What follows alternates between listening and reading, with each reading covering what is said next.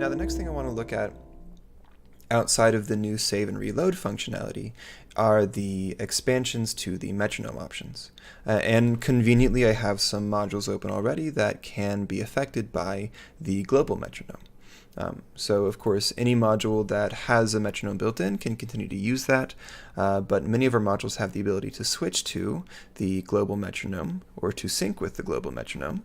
So I'm going to go over to our metronome right here, and I'm going to reset that and start that going. And notice that right away, our arpeggiator is now moving. Now, this is too quiet in the mixer for us to hear.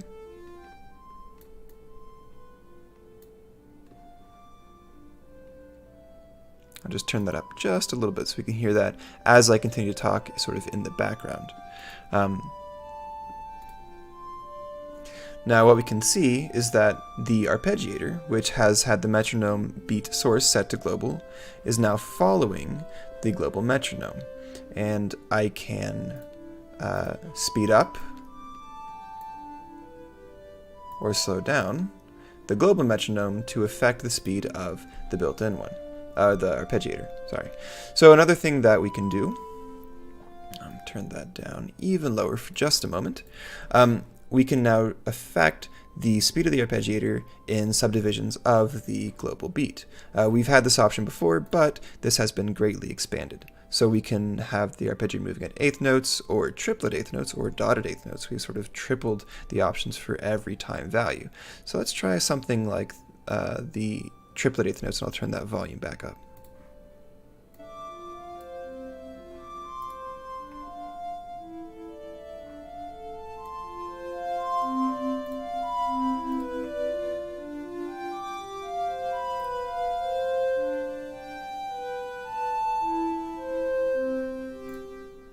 And notice that when I stopped the global metronome, it stopped the internal arpeggiator as well.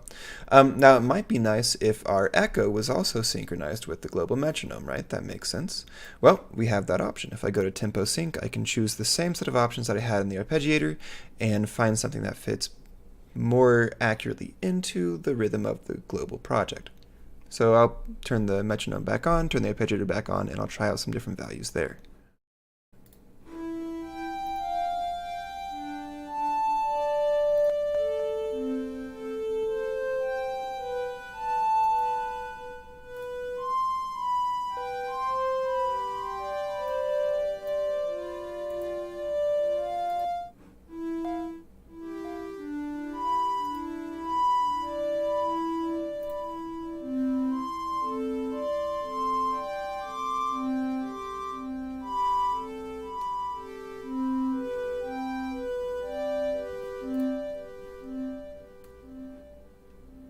There's some nice ideas to play with there, right? Now, as one sort of final demonstration of our ability to save and recall state, if you look in the metronome, past the main tools into the metronome controller options, you can see that I've already set something up to happen. I have on beat measure 2, beat 1, the echo pedal, which I need to rename. I've sillily not synced up the names there. So the echo pedal will now go from a volume, that's parameter 3, of 0 to 1 over 5 seconds, and that's set to sync with the beginning of the second measure. Of course, if I want to start on volume 0, I should have that set to 0. But if I reset the metronome and run that again, no echo, and we can see that the volume is now coming back up.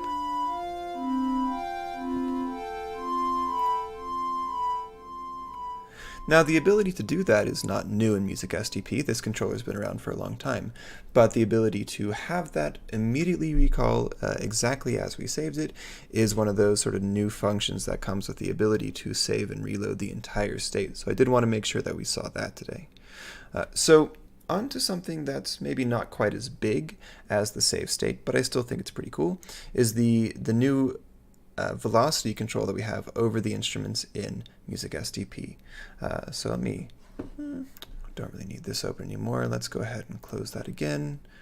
And I'll close the mixer, save some CPU load, and pop the system board in. Now, of course, any instrument that we have in Music STP can be played right here by pressing in the module, but look at what happens when I press at the bottom of the keyboard on middle C. Very quiet. Louder. Loudest, and we have gradation totally in between.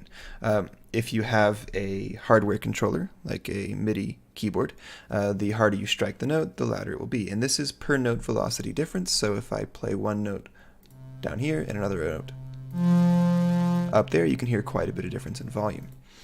So this has been applied to our virtual keyboard as well. So same thing.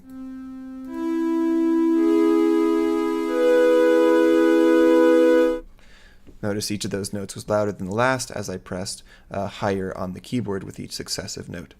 Now, one other really neat feature that we have with this new update is the ability to control the virtual keyboard with your computer keyboard. So you'll notice here it says computer keyboard control on, which is not the default state unless you set it to be the default state in your system preferences. If I can toggle that on and off by simply clicking on it.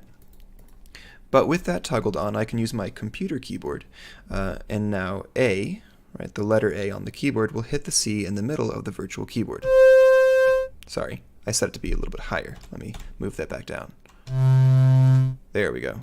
And I can then play W for C sharp, S for D, and of course I could hit multiple notes to play multiple notes. Of course, we don't have velocity on a computer keyboard, so it's going to come out loud for every note. So you'll then need to map that in the instrument itself by, simply bringing the volume down.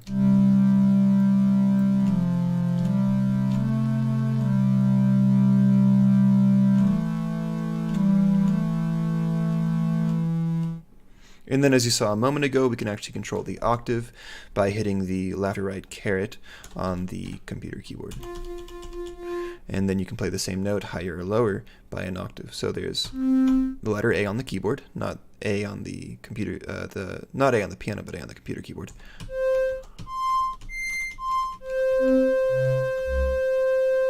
I went a little too fast, I caught a note there. But that will of course work for any instrument.